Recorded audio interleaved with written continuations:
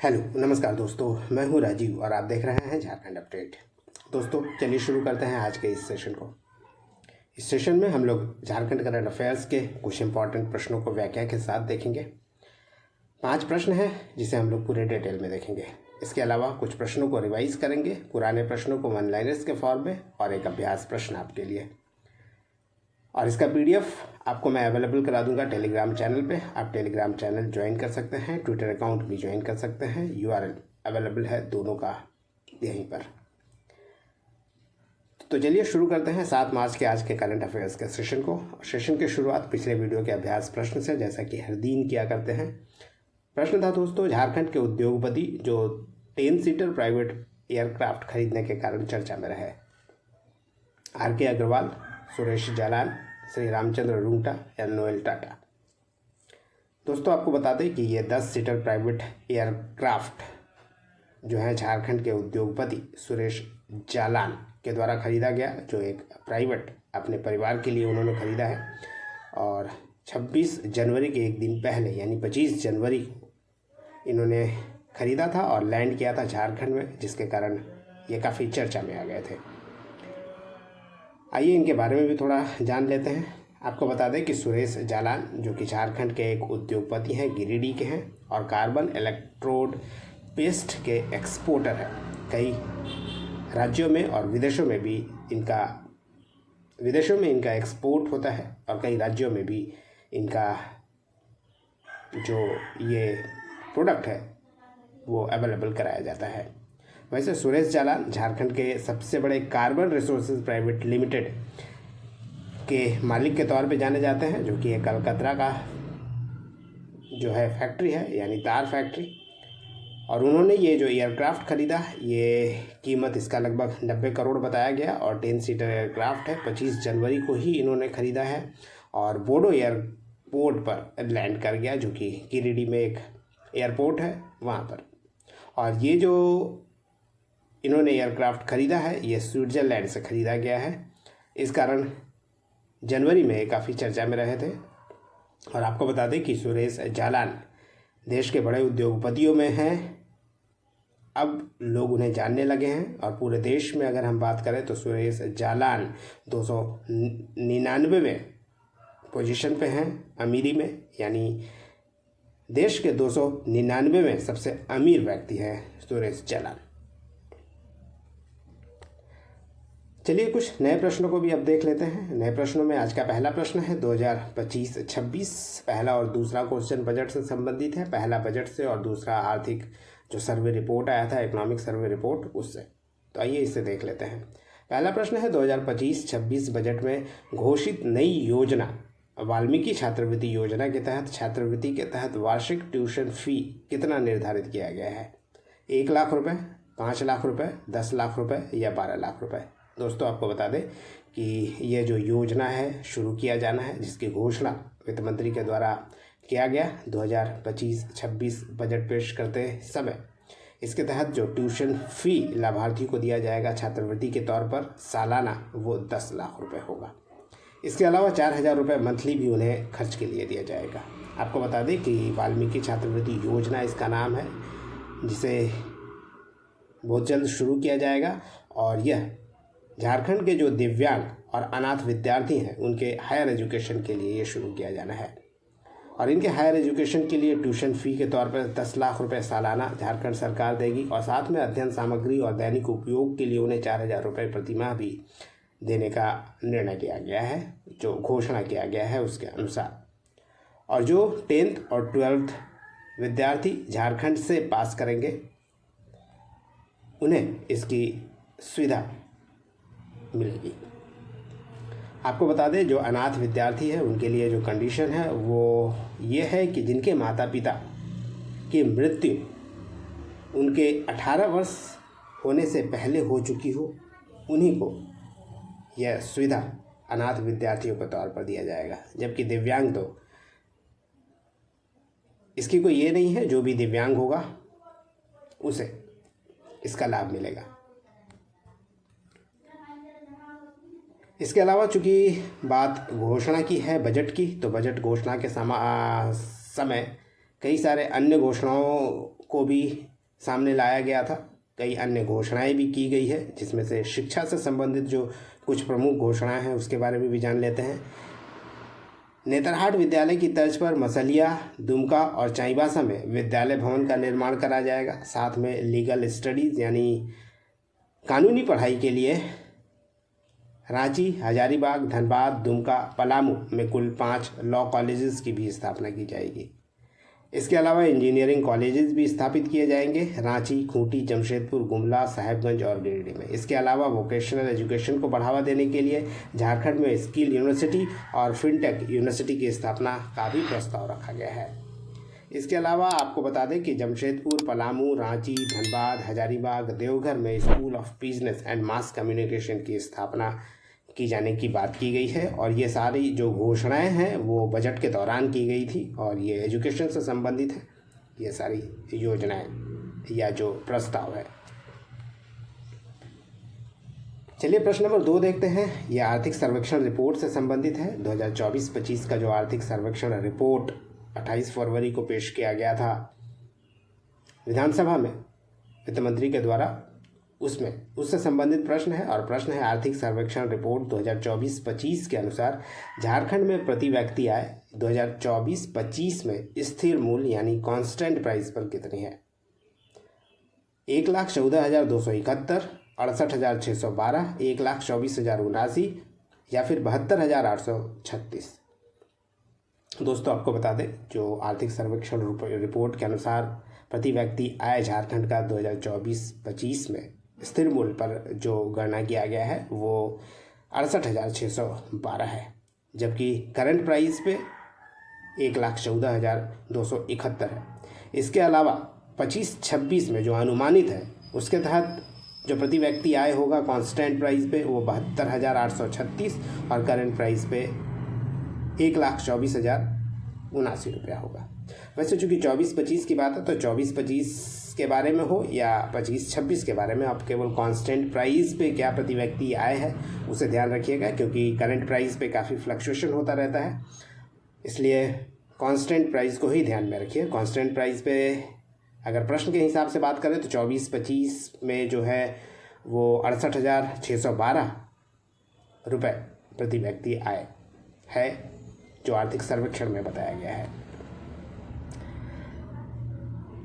आपको पता होगा कि बजट से 3 दिन पहले यानी 28 फरवरी 2025 को वित्त मंत्री राधाकृष्ण किशोर के द्वारा विधानसभा में आर्थिक सर्वेक्षण रिपोर्ट पेश किया गया था 24-25 का। इसमें प्रति व्यक्ति आय 24-25 का जो बताया गया है वो स्थिर मूल्य पर 68,612, जबकि वर्तमान मूल्यों पर यानी करंट प्राइस पर 1,14,271 तक पहुँचने का अनुमान है। वहीं प्रति व्यक्ति आय 2025-26 में जो अनुमानित है वो 72,836, जबकि वर्तमान मूल्य पर 1,24,079 है। वहीं प्रति व्यक्ति आय के मामले में अगर रैंकिंग की बात करें तो आपको बता दें कि 28 राज्यों में 26वें स्थान पर है प्रति व्यक्ति आय के रैंकिंग में। और झारखंड का जब गठन हुआ था उस समय भी झारखंड की जो रैंकिंग थी प्रति व्यक्ति आय के संबंध में वो 26वीं थी।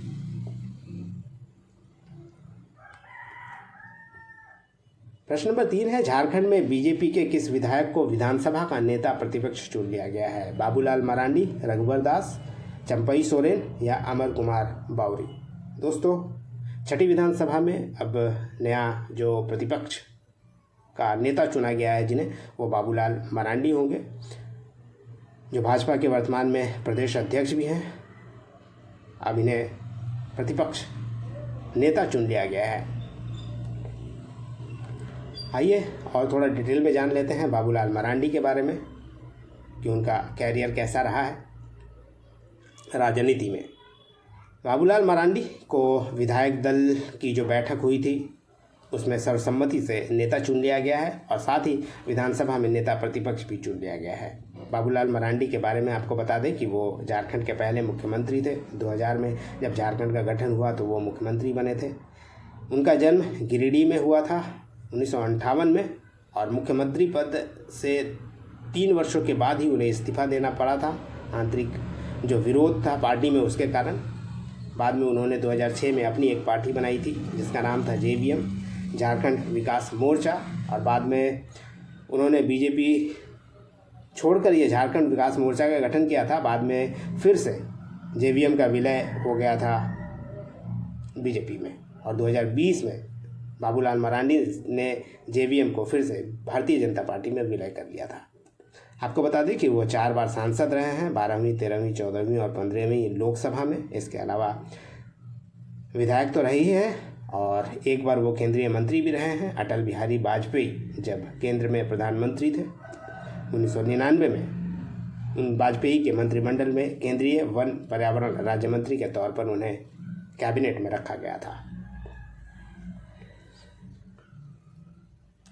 प्रश्न नंबर 4 है, आदि चित्रा एवं आदि बाजार मेला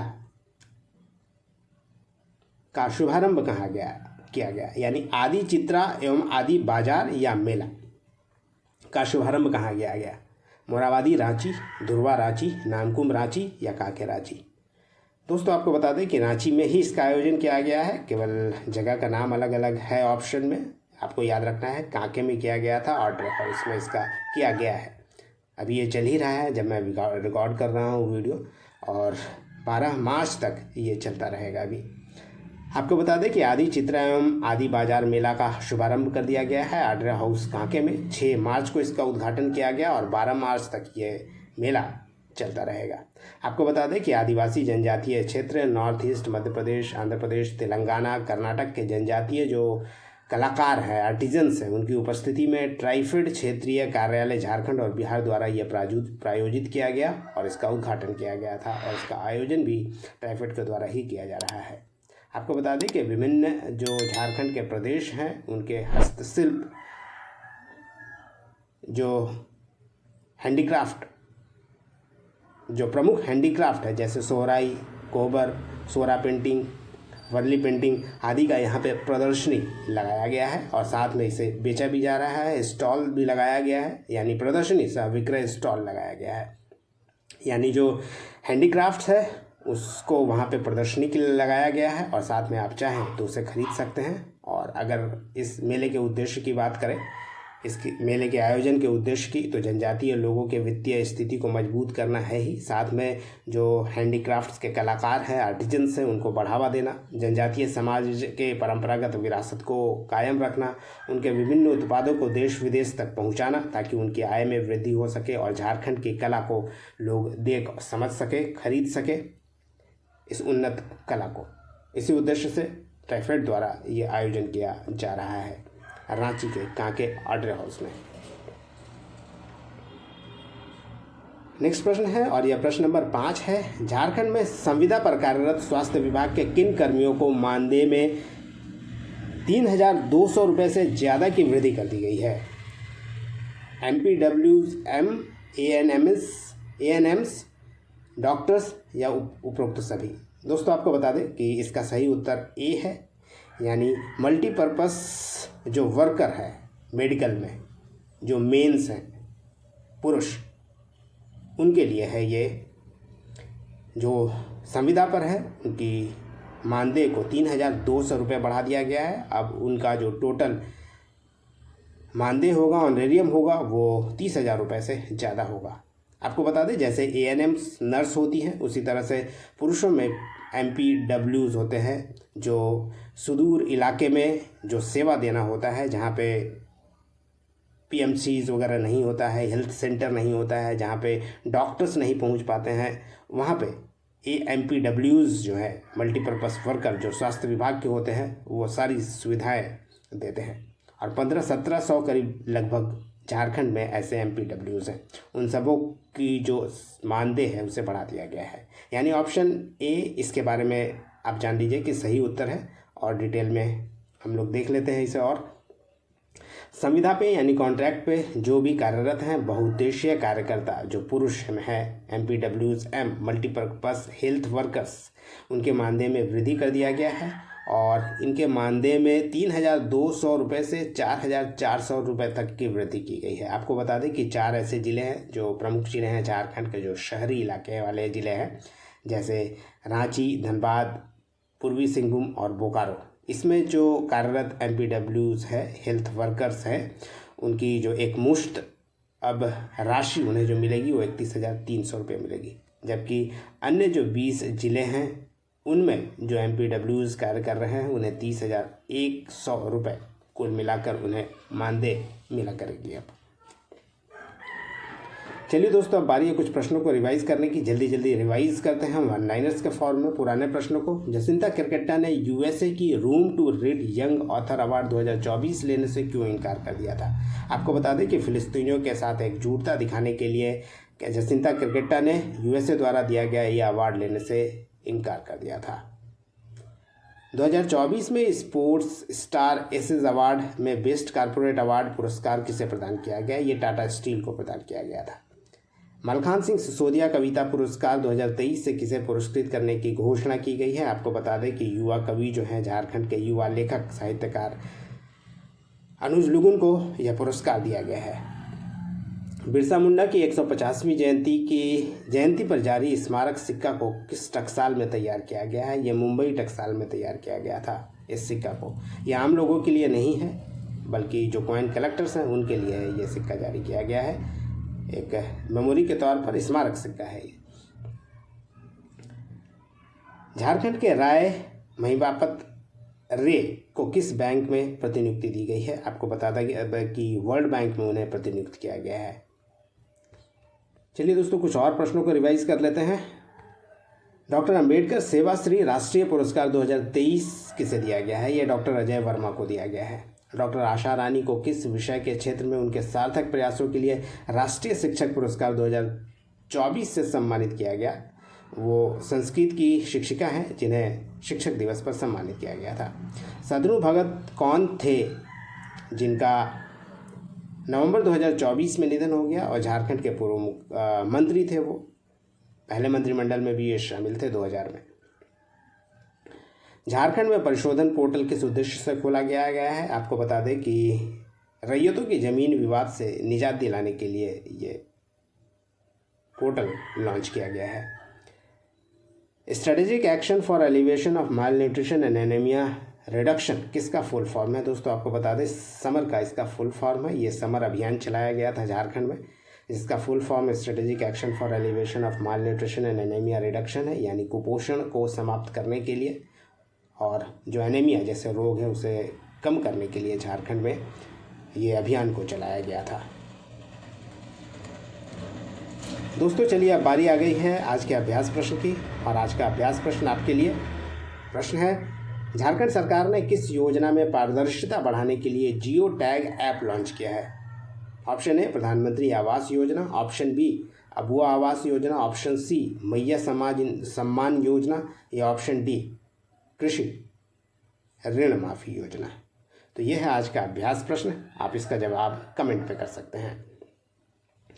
ये था दोस्तों आज का सेशन, उम्मीद करता हूँ पसंद आया होगा। धन्यवाद, फिर मिलते हैं नेक्स्ट सेशन में, तब तक जुड़े रहिए और देखते रहिए झारखंड अपडेट। धन्यवाद दोस्तों।